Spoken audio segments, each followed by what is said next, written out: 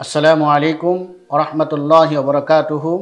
প্রিয় দর্শক, সেফ টিভির স্টুডিওতে আপনাদের স্বাগতম। আমি আজকে একটি প্রশ্নের উত্তর নিয়ে এসেছি। একজন প্রশ্ন করেছেন, রাগে বা নিয়ত ছাড়া তালাক দিলে তা পতিত হয় কিনা। প্রশ্নটা এরকম ছিল, স্বামী কোনো তালাকের নিয়ত ছাড়া ছেড়ে দিয়েছি বললেই কি তালাক হবে, বা রাগের বশত এইভাবে কথা বললে কি তালাক হয়ে যাবে।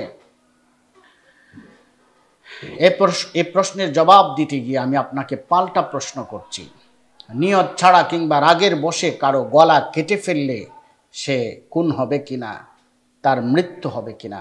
এই প্রশ্নটির জবাবে আপনি অবশ্যই বলবেন, যেভাবেই গলা কাটুক তা খুন হয়েই যাবে, তার মৃত্যু ঘটবেই।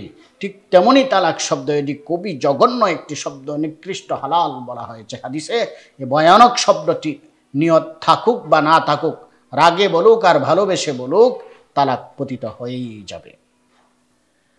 হাদিস শরীফে রাসূল পাক সাল্লাল্লাহু আলাইহি ওয়াসাল্লাম ইরশাদ করেছেন, আন আবি হুরায়রা রাদিয়াল্লাহু আনহু আন্না রাসূলুল্লাহ সাল্লাল্লাহু আলাইহি ওয়াসাল্লাম قال ثلاث جدهن جد وهزلهن جد الطلاق والنكاح والرجعة।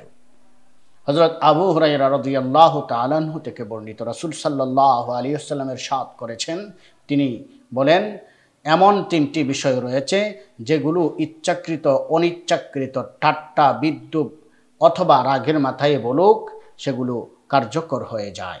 এই তিনটি বিষয় হলো আত-তালাক ওয়ান নিকাহ ওয়ার রাজআতু, তালাক বিবাহ এবং রেজা, অর্থাৎ তালাক দেওয়ার পর স্ত্রীকে ফিরিয়ে নেওয়ার যে প্রক্রিয়া সেটাকে রেজা বলা হয়। যে এলাকায় স্ত্রীকে ছেড়ে দেয়া তালাকের অর্থ ধরা হয়, সে এলাকায় ছেড়ে দিয়েছি বললে তালাক হয়ে যাবে। তালাক সুস্পষ্ট শব্দ উচ্চারণ না করে যদি অন্য কোনো শব্দ, সমার্থক শব্দ ব্যবহার করে, এবং এটা ওই এলাকার উপর নির্ভর করবে ওই এলাকায় তালাকের এই সমার্থক শব্দকে তালাক ধরা হয় কিনা। ছেড়ে দিয়েছি বলাটা ওই এলাকায় যদি তালাক দিয়েছি দর্তব্য নেওয়া হয় বা বোঝানো হয়, তাহলে সেখানে নিয়ত থাকুক বা না থাকুক, ছেড়ে দিয়েছি বললেই তালাক হয়ে যাবে। যদি সেটা একবার বলে তাহলে এক তালাকের রেজিই, যদি দুইবার বলে দুই তালাকের রেজিই, আর যদি তিনবার বলে তালাকে মুগাল্লাযা, অর্থাৎ একদম নিষিদ্ধ হয়ে যাবে।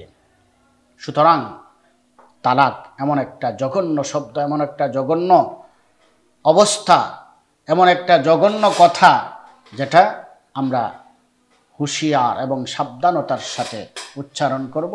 এটা কোনো ছেলে খেলা নয়। আপনি যদি এভাবে বলে থাকেন ছোটোখাটো বিষয় নিয়ে রাগে কিংবা ভালোবেসে, তাহলে এটা ছেলে খেলা হচ্ছে, আর এটা কোনো ছেলে খেলা নয়। এগুলো নিয়ে আমরা ঠাট্টা বিদ্রূপ কিংবা রাগে আমরা এই শব্দগুলো বলবো না। আমরা হুঁশে ফিরে যদি সংসার করতে অসমর্থ হই, যদি অসম্ভব হয়, তাহলে আমরা সালিশি মিটিংয়ের মাধ্যমে সেটা সমাধান করব।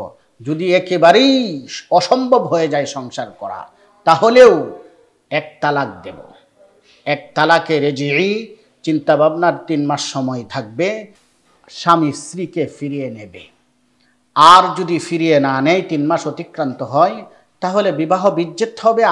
আবারও দুইজন সাক্ষী সামনে নিয়ে বিবাহ বন্ধনে আবদ্ধ হতে পারবে, সুযোগ থাকবে। 2টো তালাক বাকি থাকবে এবং 2টো তালাক তার আমলনামায় থেকে যাবে। সে আবারও সমস্যা ঘটলে 1 তালাক 2 তালাক দিতে পারবে। আর যদি 3 তালাক দিয়ে ফেলে, তার আমলনামায় কোনো তালাক বাকি থাকবে না। তাকে বিবাহ করাও হারাম হয়ে যাবে, যতক্ষণ না অন্য কেউ তাকে বিবাহ করেছে। সুতরাং এমন কঠিন পরিস্থিতিতে আমরা না যাই, শান্ত শিষ্টভাবে গুরুত্বের সাথে আমরা স্ত্রীর সাথে ব্যবহার করব, ঠান্ডা মাথায় তাদেরকে বুঝাবো, এবং যদি তালাক দিই 1 তালাক দিয়ে 3 মাস অতিক্রান্ত করব। আল্লাহ পাক রব্বুল আলামিন আমাদেরকে আমল করার তৌফিক দান করুন। আমিন।